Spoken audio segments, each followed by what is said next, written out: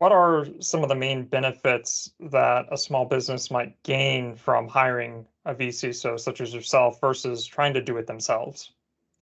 Well, again, now, first of all, the split between the true virtual CISO and the vCISO Eno, which I call vCISO in name only. We'll just say vCISO Eno right now. It's just easier to say.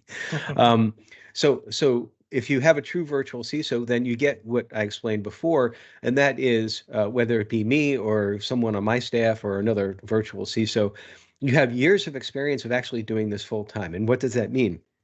It means we've actually been, quote unquote, in the trenches. We've talked with the board of directors. We've stood there.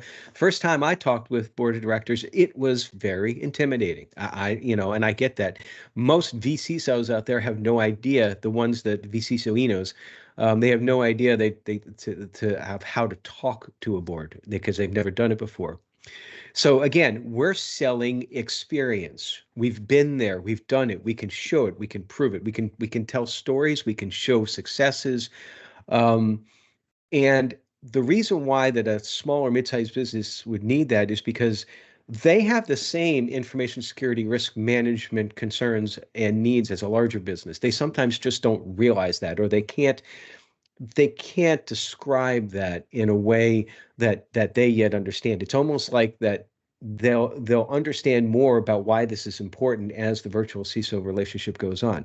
Now, if you have a vCISO Eno coming in and laying on top of them ChatGPT generated policies using a vCISO platform, which all that is just a glorified method to bring information together, which I think some of the platforms are really great out there, don't get me wrong, but they're just that. They're just platforms. Just because you have a virtual CISO platform does not make you a virtual CISO.